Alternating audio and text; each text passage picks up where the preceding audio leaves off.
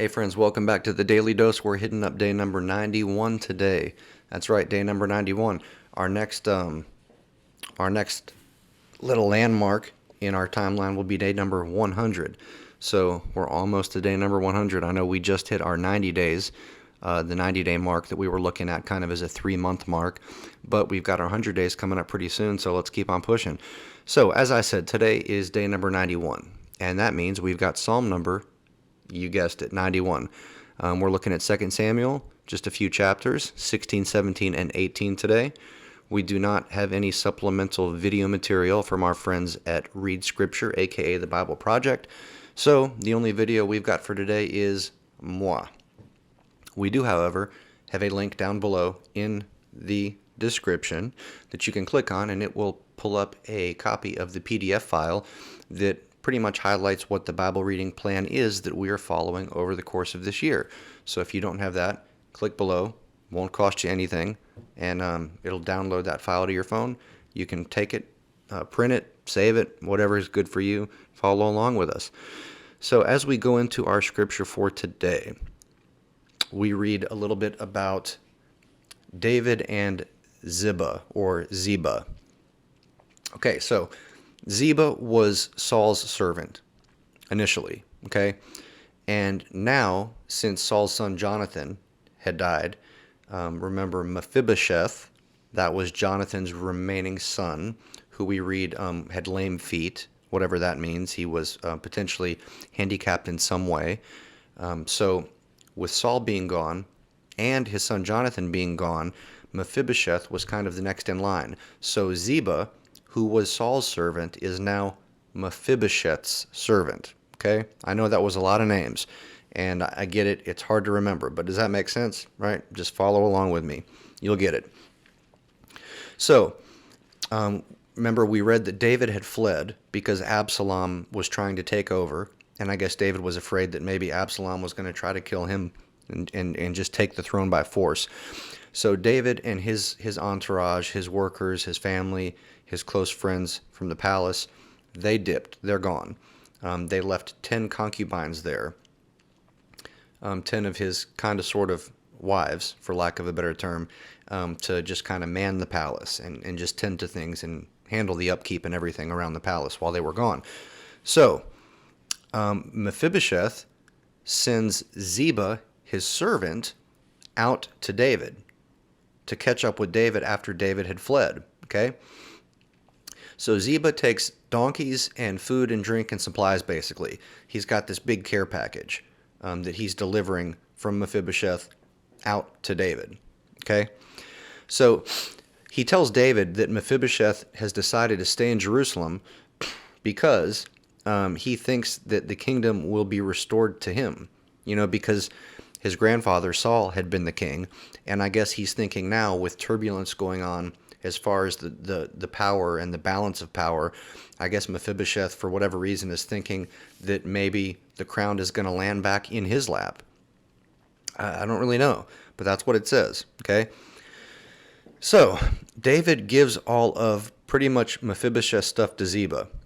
He was like, hey, look, you were his servant, you were his guy that, you know, took care of stuff, and now if he is kind of doing his own thing and he's not following along, then everything that belonged to him, it's now yours, so have at it. Then we move into a section about somebody named Shimei, or Shimei, and this Shimei person curses David. Okay, so here's how that goes down. We read that as David and his entourage are kind of on their way, they're passing various towns and you know, moving through the outskirts of some cities and things like that, on their way through to the wilderness.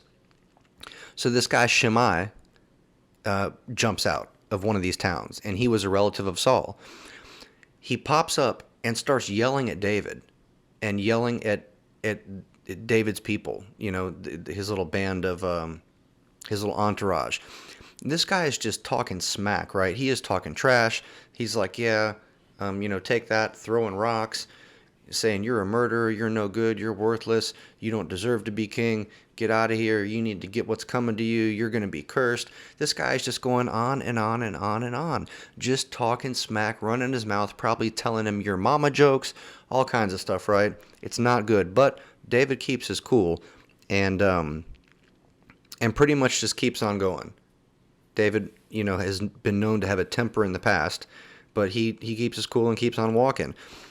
So this guy tells David, as he's, shouting, hurling insults and curses, he tells David that Absalom is taking power because David is a murderer. That's why the kingdom is being taken from David and given to Absalom. So then we read about, now we're kind of going back over to Absalom, back in the city of David in Jerusalem. The scene kind of cuts back over there. And we read a little story about some advice from Ahithophel and some advice from Hushai. Okay? So Absalom inquires. Now remember, this guy Hushai, he had sort of been David's servant. He'd been David's man that handled stuff around handled business, handled things around the palace for David. And David had sent this guy Hushai back to Jerusalem so that he could kind of sort of be like a spy almost in the household of Absalom. Okay, so Hushai makes it back over there to Jerusalem, and Absalom inquires, "Why did you leave David? It doesn't make sense to me. I'm not buying this." Right? Do you ever see any TV shows or movies where somebody goes undercover and then the person who's undercover finally has a meeting with like the big boss man to do some illegal gun deal or drug deal or whatever, and there's just tension, right? You can feel it. And whoever the big bad guy is that's in charge, he looks at the guy that's, a cop that's undercover or whatever, and you can see he's sizing him up, and you're sitting on the edge of your seat thinking, oh my goodness, is he going to find out?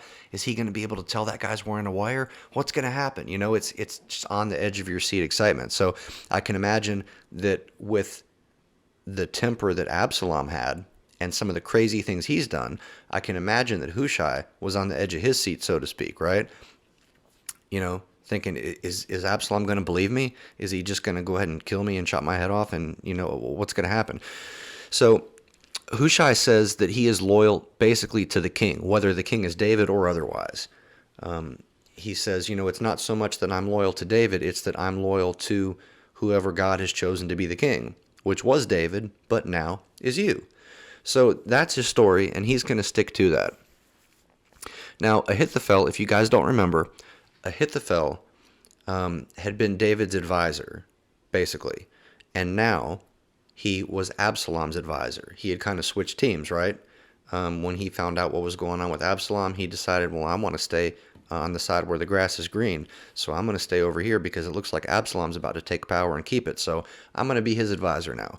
So you've got Absalom, who is basically in charge, in control right now, kind of the acting king, and then you have got two advisors that are under him.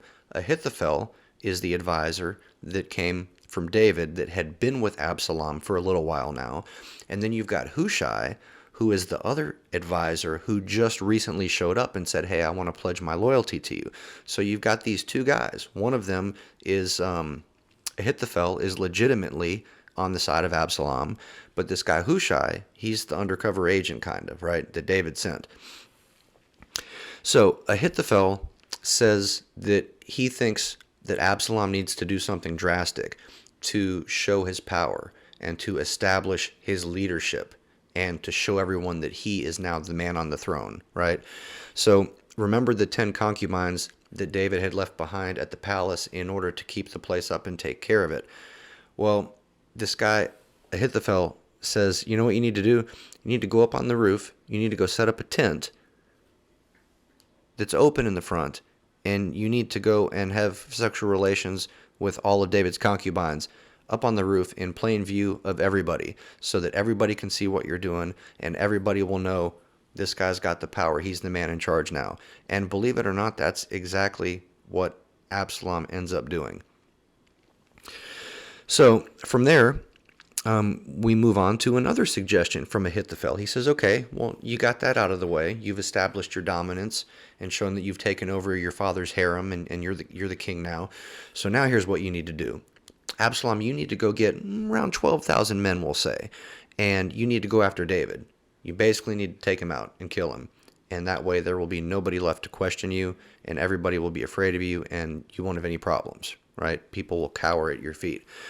So it wouldn't have taken too long, probably, for them to have rounded up 12,000 men and had a raid party go out and hunt down David. It probably wouldn't have taken too long. But then Hushai, remember, he's kind of the undercover double agent. He says, you know what? How about this? You know that David is wise. David's a fighter. He's a warrior. He's got some very well-trained men with him. And if you guys go at him with 12,000 men, you might win, but you never know. You might not. Something could happen. So instead of doing this fast, let's take our time. Let's go around to all of the 12 tribes and let's gather a large army. Let's gather people from all of the 12 tribes and let's amass a big army. And then we'll go track David down. And when we do, there's no way he'll be able to stand against us, no matter how many little mercenaries he's found out there in the wilderness or whatever, right? Now, that sounds like a good idea.